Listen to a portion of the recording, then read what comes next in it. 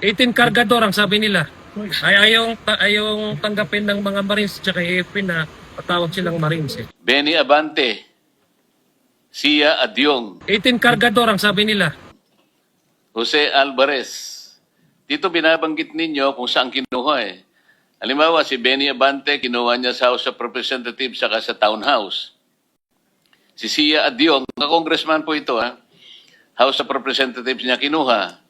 Jose Alvarez sa Forbes Park House. Jojo Ang, Townhouse. Julien Baronda, Townhouse. Ace Barbers, Townhouse. Ching Bernos, House of Representatives. Arlene Brosas, House of Representatives, Townhouse. Franz Castro, House of Representatives, Townhouse. Joel Chua, House of Representatives. Manix Delipe, House of Representatives. Ito nga, si Laila de Lima, Townhouse din niya kinuha. Dan Fernandez, House of Representatives, Townhouse. Janet Garin, House of Representatives, Townhouse. Dong Gonzales, Townhouse. J. Konghun, House of Representatives at Townhouse. Jerbil Luistro, House of Representatives. Raul Manuel, House of Representatives and Townhouse. Ito yung mga makabayan group na sinasabi ni Senate President kanina eh. Raul Manuel, Franz Castro, Arlene Brosas. Ito yung makabayan block. Sandro Marcos, Forbes Park. Paulo Ortega, House of Representatives. Joseph Paduano, House of Representatives, Townhouse. Stella Kimbo, House of Representatives, Townhouse and Residence. J.J. Suarez, House of Representatives. Ano po ang final nito, sir, dito?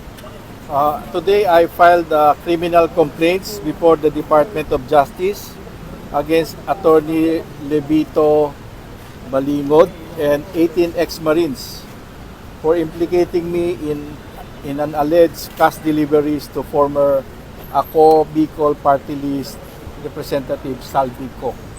Sabi ko hindi totoo kasi una-una wala namang akong ganong kalaking pera. Pangalawa, wala namang perang ganong kalaki rin ng Bucor para nakawin ko.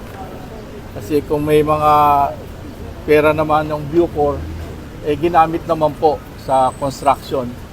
At saka wala naman po kaming DPWH projects, wala po kaming ghost projects, at hindi po kami na-involved sa whatever anomalies na sinasabi nila. So may badak din po kayo disbarment complaint din po sa SC naman? After po nito, pupunta ako sa Supreme Court para i-file naman yung disbarment case. Against Baligod po? Bakit po? Opo. Kasi po yung mga allegations na sinabi niya sa akin na ako daw nag-deliver ng 8 maleta, ako daw na-involved sa pagnanakaw sa pagkain ng mga PDL, na sinasabi niya 300 pesos yung pagkain ng PDL, pero sa totoo po ang pagkain po ng PDL ay 100 pesos lang po per day. Benito Abante Jr. Kayo ba'y nanunumpa na pirma nyo yung dito sa ibago ng pangalan nyo sa inyong affidavit? Bago nyo ito pinirmahan na basta na naintindihan ng damang ito? Pagkawa lahat ang nakasaad dito? Pag kayo na ulit nagsisinungaling, maaari ko kayo makasuhan ha? Thank you. Hindi ko Mike ito kasi ang dami hong nagsampahan ng libel dito sa mga Marines. Kasi 'di ba nakita niyo yung mga congressman, sila Adjong, kung sino-sino pa. Luistro. Oh, si Luistro, sino pa? Dembaksya. Si Dembaksya. Oh. So punong-puno na ng libel case ngayon itong mga Marines natin. Kamusta naman po sila? Una sa lahat, hindi sila nababahala o natatakot dito sa mga kasong itasampa sa kanila. Katunayan, libel lang naman yan eh. Wala silang katakot-takot tungkol dyan. And ang nakakalungkot lamang, ang nakakatakot lamang, syempre, yung paggamit ng ating mga ahensya ng gobyerno, ang paggamit ng batas, para gipitin yung mga tao. Ang kaso ng mga 18 Marines, umaabot na siguro ang bawat isa sa kanila tig-10 na kaso. Ngayon, pupunta muna ako sa doktrina nung ating Korte Suprema at doktrina ng batas tungkol sa libel cases at kasama din dito ang libel. Alam niyo, ang Korte Suprema, marami ng mga desisyon tungkol dyan na sinasabi ang ating mga opisyal ng gobyerno hindi dapat balat sibuyas. Hindi dapat na pagka sila'y tinira, magpa-file ka agad ng kaso o kundi kaya'y apektado sila. Kasi nga, nasa posisyon sila para magsalita. Nasa posisyon sila o meron silang plataforma, lalo't ngayon may social media, para pasinungalingan kung ano man yung nasabi tungkol sa kanila. Kaya, pangalawa, ang nakakalungkot, pagka pala ibig sabihin may isang tao o isang opisyal, pagka meron siyang constituency na kanyang kinakasukupan, sinabi, hindi maganda yung palakad mo dito o may corruption dito. Pag siniber-libel niya, kawawa na ang tao kaagad. Kailangan niya mag-bail, kailangan niya mag-abogado. At tayo mismo, nakita natin yan, magkakasama tayo sa prosecution office na talagang kailangan nating magkaroon ng abogado, kailangan nating gumawa ng counter affidavit doon sa mga ifinal nilang kaso. Kaya tingin ko dapat mismo ang DOJ, tingnan na to ang Department of Justice, na yung mga ganyang kaso na cyber libel, lalo tigit sa opisyal, hindi dapat na binibigyan ng puwang. Pangatlo, ang mga kaso ng mga congressmen, kung mapapansin nyo, pina-filean ng iba sa probinsya nila. Kasi nais na pahirapan We remove from Manila, babiyahe ka sa probinsya. Hindi na ho yan. Kailangan i-file nyo yung case sa trabaho nila, kung saan yung kanilang trabaho. Which in this case is Congress sa Quezon City. Pero para sa akin, babalik ako dito, ano ba ang prinsipyo at doktrina ng libel? Ang sinasabi nga dyan, pagka ikaw opisyal, ako nga, ang tagal kong naging opisyal hanggang sa ngayon, wala akong finailan ng libel. Wag lang talagang, wala pa naman ako nakita na, kasi syempre iba yung threat na papatayin kita o ganito ang gagawin ko sa'yo, iba yun. Pero pagka related sa trabaho, at itong sinasabi ng 18 Marines, di ba, related sa trabaho to Nung nagsabi nila, nung nagkakaroon ng Quadcom hearing, nung mga nagkakaroon ng hearing sa ganito, nakita namin, naabutan kayo ng pera. So, ibig sabihin, distorted yung hustisya o distorted yung mga hearing na ginagawa nila. Yun ang masama. Kaya dapat, alam mo, para sa akin na hindi bigyan ng puwang itong yung mga ganitong klaseng kaso. Pero pagdating po sa Marines, huwag kayong mag-alala kung paano sila sa gera, kung paano sila sa field. Pag sila nakipag-away, ganyan po ang dibdib nila ngayon.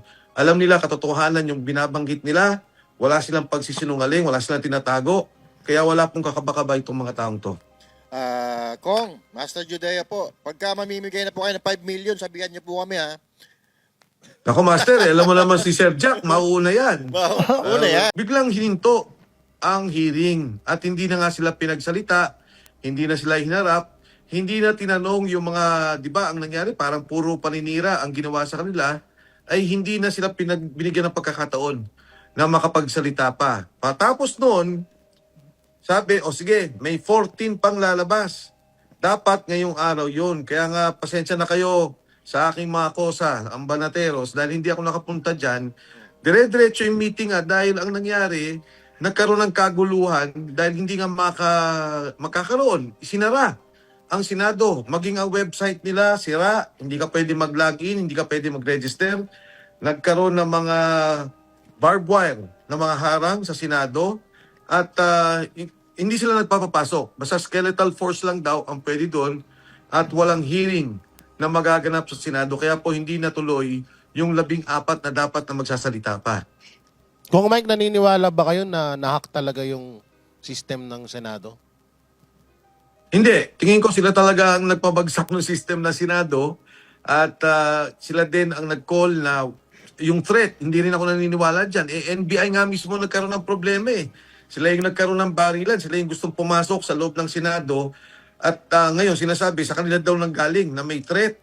At ngayon ko lang nalaman hapon, yung threat pala nagagaling pa doon sa 18. Doon sa 18 na kasundaluhan na wala namang gusto kundi magpunta sa Senado at sa Blue Ribbon Committee hearing upang sila ay makapagsalita at madinig kung ano ang nalalaman nilang katotohanan, kung ano ang nalalaman nilang storya sa bawat pagdi-deliver ng maleta, bawat pagbibigay ng pera na naganap at karugtong nung sinasabi nating malawakang korupsyon sa flood control scandal.